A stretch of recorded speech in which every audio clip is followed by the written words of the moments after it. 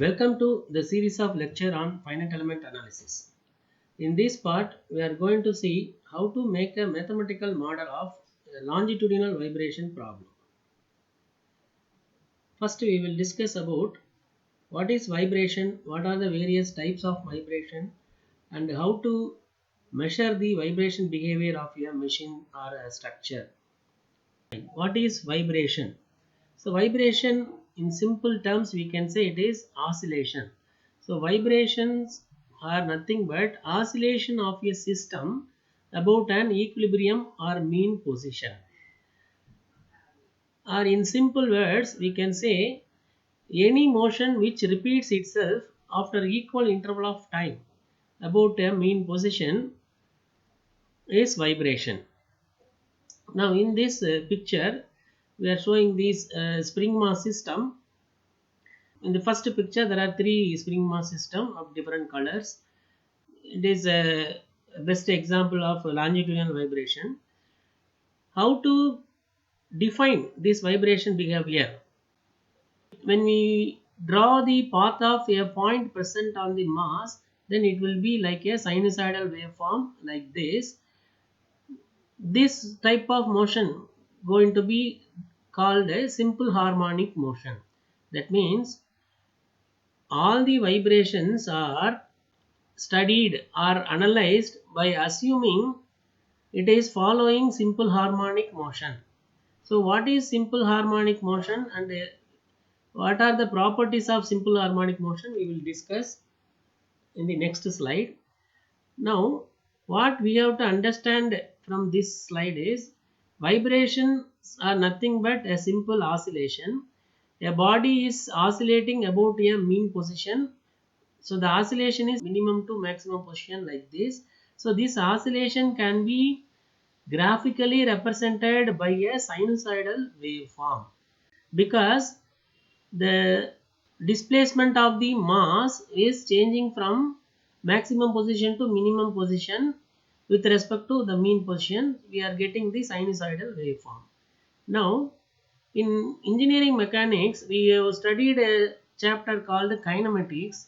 So what is kinematics? It is nothing but study of motion of a body. In vibration also we have motion of a body, but in kinematics we define the motion parameters like displacement, velocity, acceleration, all these things. To define the vibration of a body, we cannot use this velocity, acceleration parameter. For defining this vibration behavior, that means which is a repeated motion, we are going to use different parameters called frequency and amplitude. What is frequency of vibration? About the mean position, the body is oscillating. So how frequently the body is oscillating or vibrating, that is called frequency. So in 1 unit time, how many times it is oscillating about the mean position. So for example, in 1 second, how many number of cycles of oscillation completed, like that they will measure. That is called frequency. Usually the unit for frequency is hertz. And the second one is amplitude. What is the maximum displacement of the body from its mean position to the extreme position, that is called the amplitude. To define the vibration, we are using the parameters like frequency and amplitude. So frequency means how frequently the body is oscillating, and amplitude is what is the maximum displacement of the body from its mean position, that is called the amplitude. Any body which is having vibration can be studied or analyzed by assuming the body is following simple harmonic motion. Now what is simple harmonic motion, we will see. Now this diagram will show you the definition of the simple harmonic motion. Here a point on the circumference of a circle, it is a black color point is moving with an angular velocity of omega, right? Omega is nothing but angular speed of the particle which is moving around a circular path, right? Now when you trace the path of this point which is moving along the circle on the vertical y-axis and also horizontal x-axis. When you project this black color point on the x-axis, you will get the blue color point. When you project this black color point on the y-axis, you will get this red color point, right? That means the path of the particle along the x and y axis can be easily defined by the black color particle which is moving along the circular path. When you trace the projection of this point along the y axis, it is a red color. So it is a amplitude is changing from 0 to maximum, again it comes to 0 and the negative maximum, like that. When you see the blue color point, and that is projection on the x-axis starting from the maximum amplitude and goes to 0 and come to the negative maximum, again it repeats the cycle. This is the example of simple harmonic motion. So any point which is moving around a circular path can be traced along the horizontal x-axis or y-axis. Now if you see the movement of the red color and blue color points, right, this is a sliding motion. How to define this one? Now since the point is moving along the circle, we can say the projection of the point along the x-axis is equal to x cos omega t. Similarly, projection of the point over the y-axis is y sin omega t because it is vertical. Now this is the displacement equation for any simple harmonic motion. Either it may be, we may use a sin omega t or cos omega t, depends upon the amplitude, whether this cycle is starting from maximum amplitude or zero amplitude. If it starts from the zero amplitude, we will use sin omega t. If it starts from the maximum amplitude, then we use cos omega t. That is the difference we have to see. Once you know the displacement x and y, we can find the velocity. So what is velocity? First order derivative of this displacement dx by dt, which is equal to x cos will become minus sin omega t. So minus omega x sin omega t, this coefficient omega we are getting here. Similarly in the y direction we have dy by dt equal to sin omega t will become cos omega t, and we will get an omega coefficient omega y cos omega t. Then find the acceleration d square x by dt square, second order derivative. So again we will get a sin will become cos, we will get one more omega. So minus omega square x cos omega t, where this x cos omega t is equal to x. So we can say minus omega square x. Similarly here acceleration d square x by dt square equal to minus omega square y sin omega t, which is equal to minus omega square y. Now either we may use x cos omega t or y sin omega t. We are getting an important relationship. The acceleration of the motion is proportional to the displacement. This is the important property of simple harmonic motion, which we are going to use for solving any vibration problem. So now why we are discussing in detail about the simple harmonic motion means all the vibration problem are solved by assuming the body will undergo vibration following the simple harmonic motion. With this assumption only we are going to solve all the vibration problem. For any vibration problem, the basic is simple harmonic motion. So when you say the body follows simple harmonic motion, then we can use the displacement equation either x equal to x cos omega t or y equal to y sin omega t. Then when you assume this one, we will get the important relationship acceleration is proportional to displacement. So in everyday life we are experiencing this vibration. So during the travel or in industries we can experience the vibration. Actually the vibration causes useful effect as well as harmful effect. By using the vibration we have many equipments are running, and because of the vibration we are getting the noise as well as the wear and tear and the failure of the component may also will occur. So anyway, the vibration may cause useful effect or harmful effect. We try to control the vibration in all the places. If you want to control the vibration, first we have to make the vibration model of any machine or a structure. How to make a vibration model of a machine and a structure, that we will see. So this is a mechanical vibration system. That means if you want to study the vibration behavior of a machine, let us say it may be a lathe machine or milling machine or like that, or it may be a structure. In case of a civil structure, multi-storage building, we have to do this vibration analysis, very important, right? So during the earthquake time, to avoid the resonance, we have to study the vibration analysis.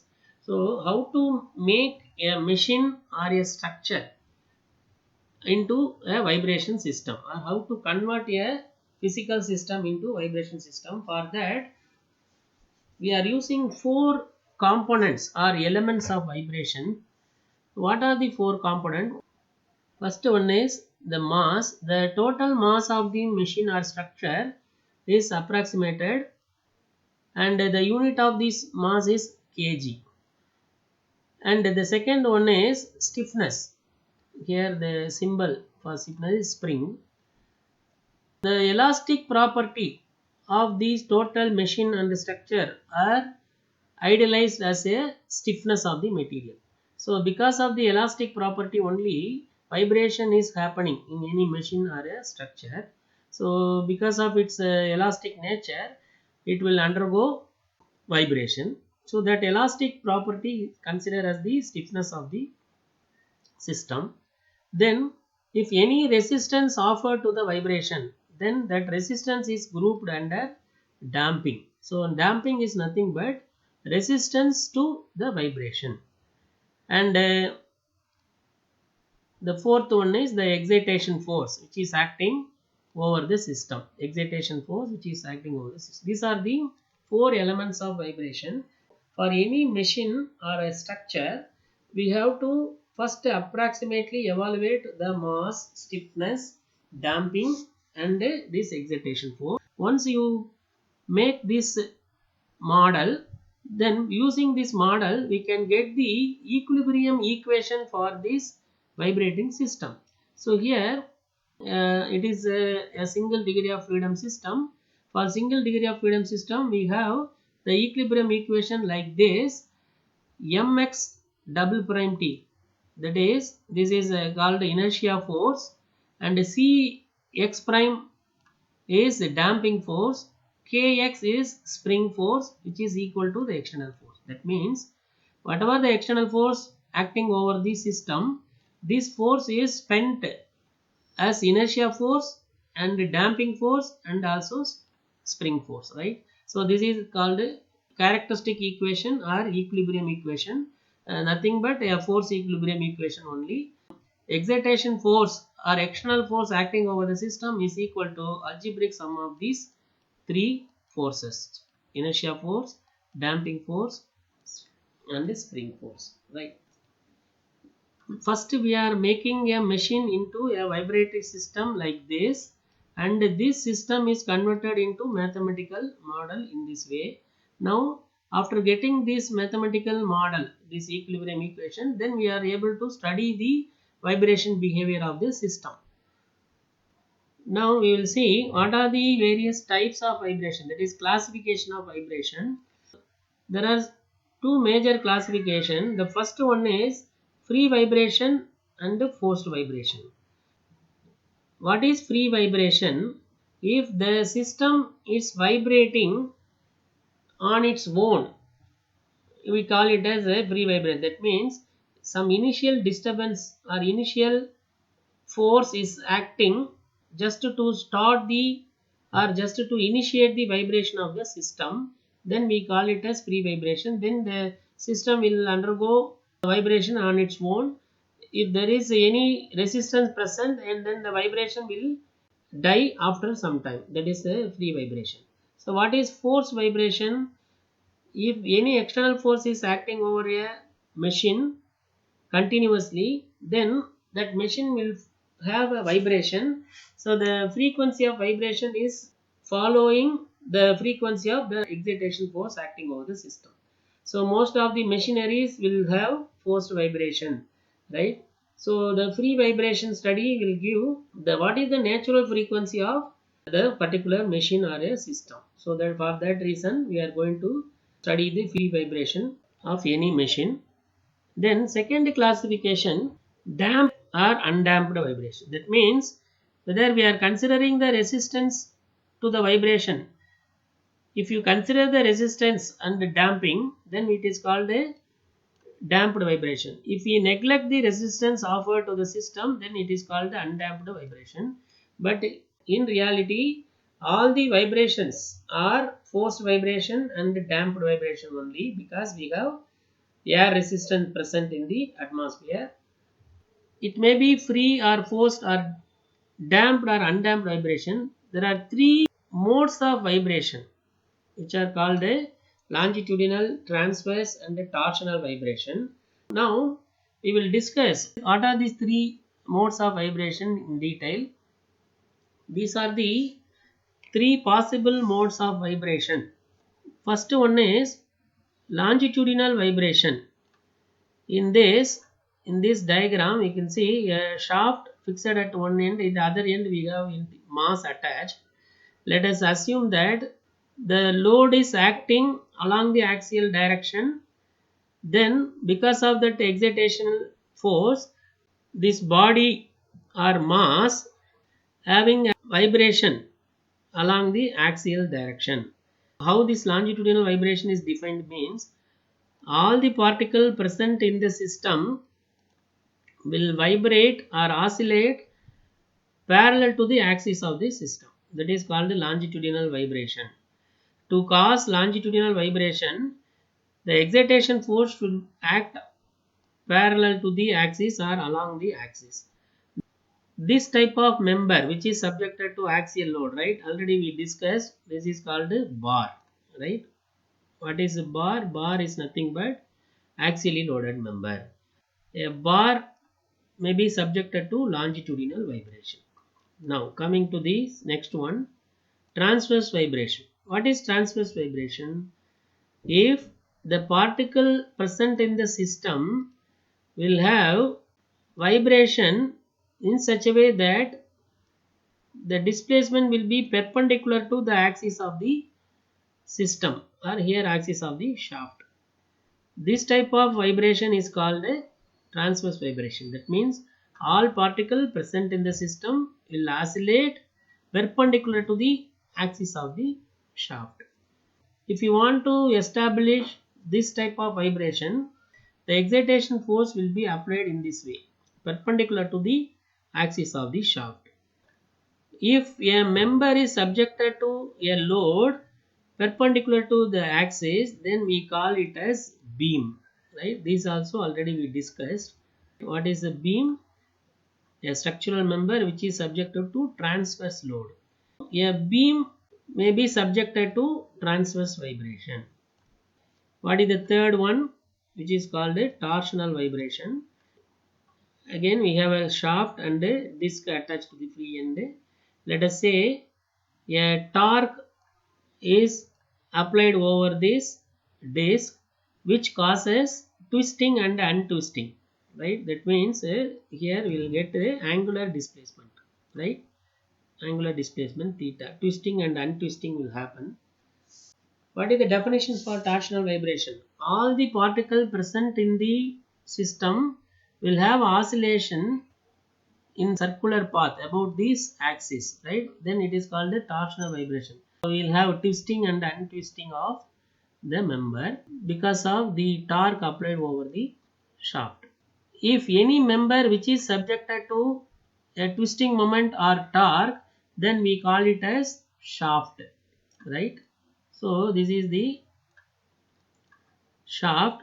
So the shaft is nothing but a member which is subjected to torque.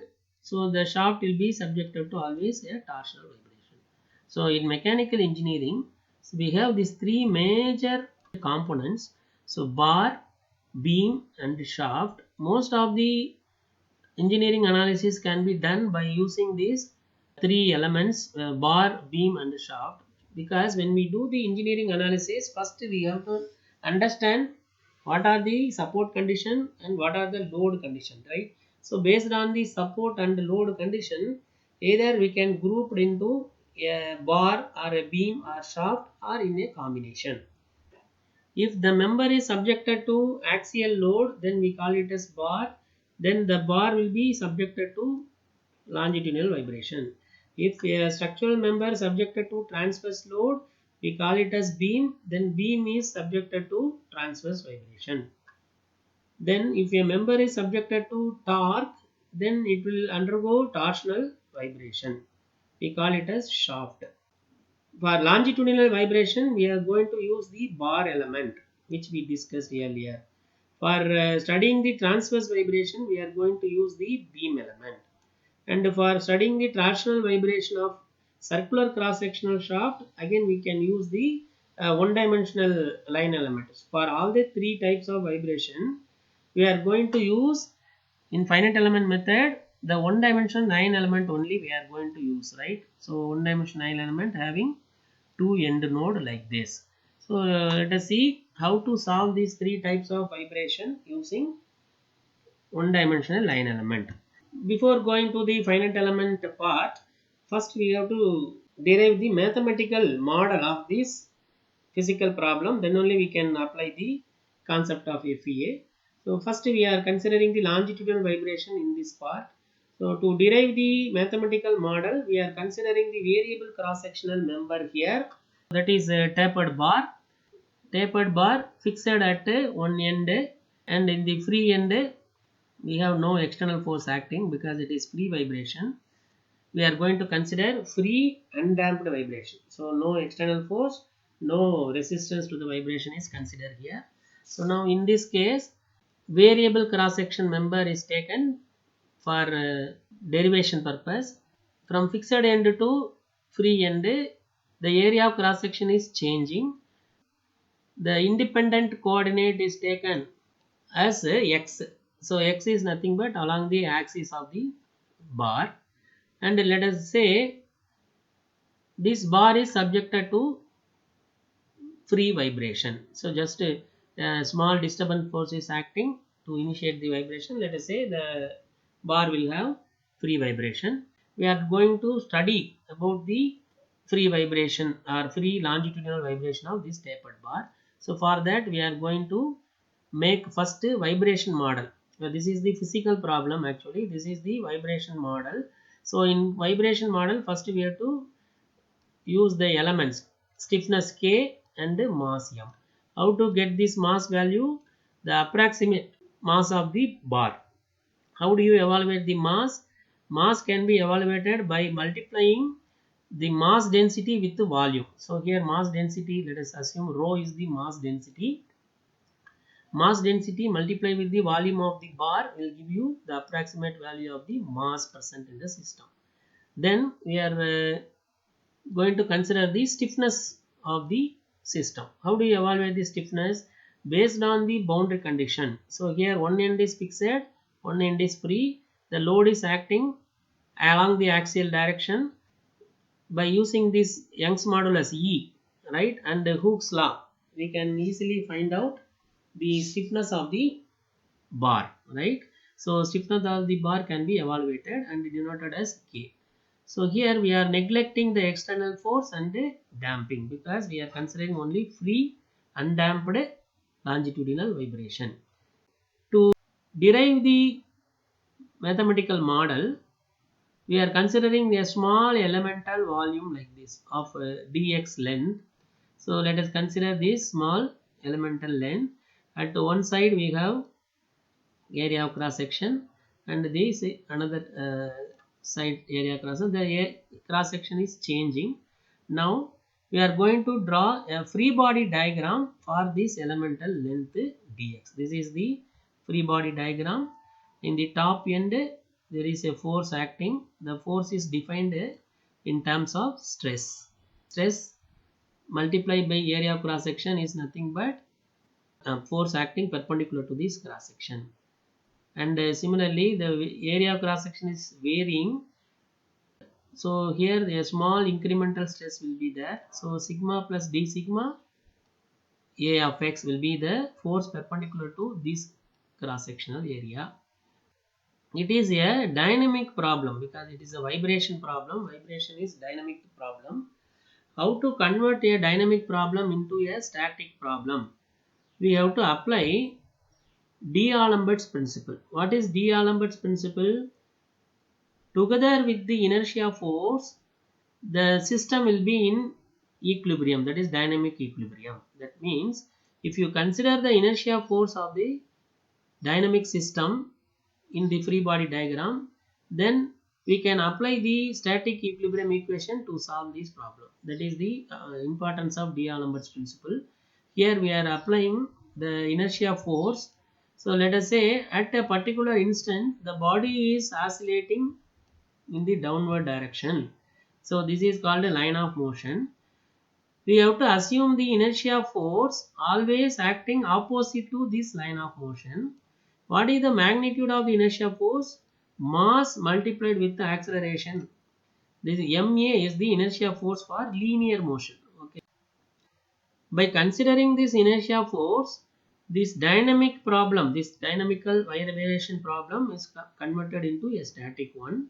Now we can apply the static equilibrium equation sigma f equal to 0, right? So by applying this one, we are able to derive the mathematical model. Next one, equilibrium equation, sigma f equal to 0. So here what are the forces? Sigma ax, sigma plus d sigma ax and ma. We have to consider these three forces, and vertically downward force is considered positive here. So this is positive, this is going to be negative, and this is also negative. So sigma plus d sigma ax positive minus sigma ax minus ma. Now sigma ax term can be eliminated. The remaining will be d sigma ax and ma. So here m is replaced. M is a elemental mass. How we are replacing the m? Rho density, mass density multiplied with elemental volume ax and dx. This is going to be the mass. And what is a? By definition, it is the second order derivative of the displacement, d square u by dt square. So u is nothing but displacement along the x direction, that we assumed. Along the x direction the displacement is u of x. Okay, so we are getting the second order derivative for this acceleration, d square u by dt square is the acceleration. Now we have to replace this sigma in terms of our field variable. What is our field variable? U. U is the displacement. So now how to replace this one? For that we have to use the constitutive equation. What is the constitutive equation here? Since it is a bar, we have to use the Hooke's law as the constitutive equation. Sigma is proportional to strain, that is sigma is equal to Young's modulus multiplied by the strain. What is strain? By definition it is du by dx. So E multiplied by du by dx. So we are going to replace sigma like that. D sigma, instead of d sigma we are writing E a of x du by dx. Then the second term is taken as it is, rho ax dx d square u by dt square. Now dividing the whole equation by dx, we will get d by dx eax du by dx minus this dx will be eliminated, minus rho ax d square u by dt square equal to 0. This is the second order differential equation, d by dx of du by dx. Here also we are getting d square u by dt square. This is a governing differential equation for the longitudinal vibration of the bar problem. But here we have two independent variables, that is x and also time. Because it is a dynamic problem, we have time is also in the governing differential equation. Since the time is also present in the governing differential equation, we are going to call this as a governing differential equation in time domain.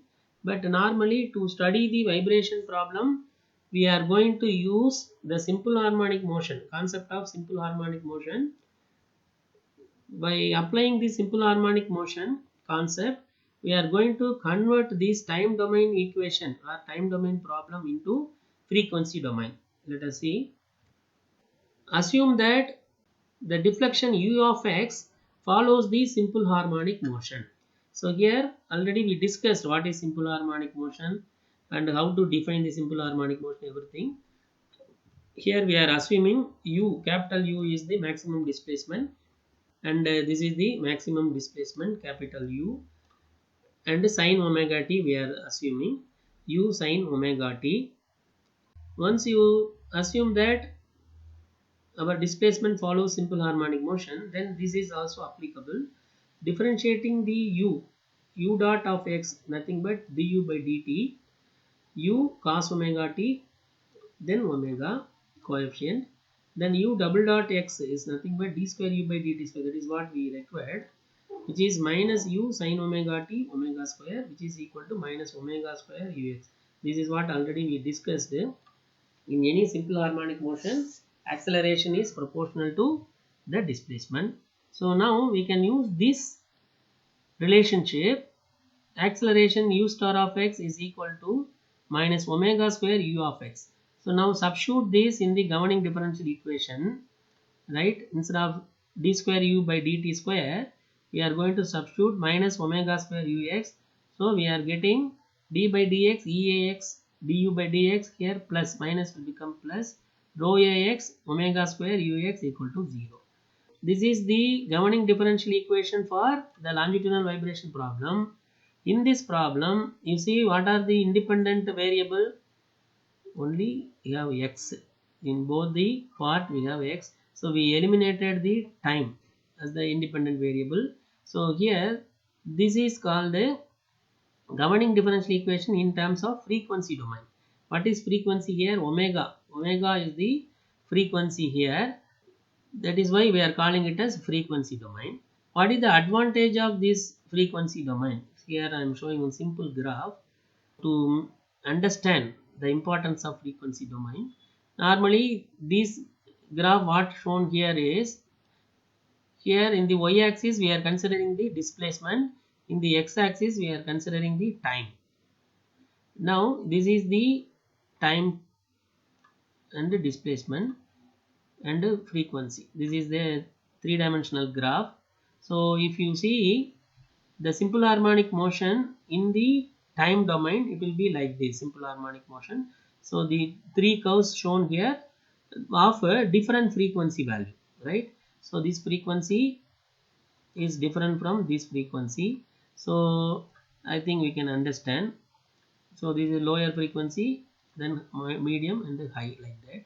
So when you mark this sinusoidal curve, that is simple harmonic motion in the frequency domain, so what you will get is only the corresponding frequency value. Say for example, in this displacement, the peak value will be like this, and here we will have amplitude, and here we will have amplitude. In the frequency domain, what will be the graph we will see? So we will get only the straight line like this. So depends upon the amplitude, we will get straight line at each frequency level. This is a, let us say, frequency 1, and here frequency 2 will get one. What is this height of this line is amplitude, equal to the amplitude. This is f3, like that. This frequency domain graph more useful for analyzing the vibration behavior of a machine or a structure, because this graph will give you an idea what are the natural frequency of the system and also what are the amplitudes of each frequency. That is why all the vibration problems of a machine and structures are studied in frequency domain. So in finite element method also we are going to consider this governing differential equation in frequency domain for the further step. For any mathematical model we have to describe the three things. First one is the governing differential equation. It is a second order differential equation, d by dx eax du by dx plus rho ax omega square ux equal to 0 in the frequency domain. Domain is, that is x is varying from 0 to L, because we have eliminated the independent variable time. So we are getting only x here. Domain is defined with respect to x, and the boundary condition also at x equal to 0 we have fixed end, so u equal to 0. At x equal to L, free end, there is no external force is acting at the beginning because it is free vibration. So we are saying that P is equal to 0. What is this expression? Du by dx strain multiplied by E stress multiplied by A is load. P equal to 0, like that we are using.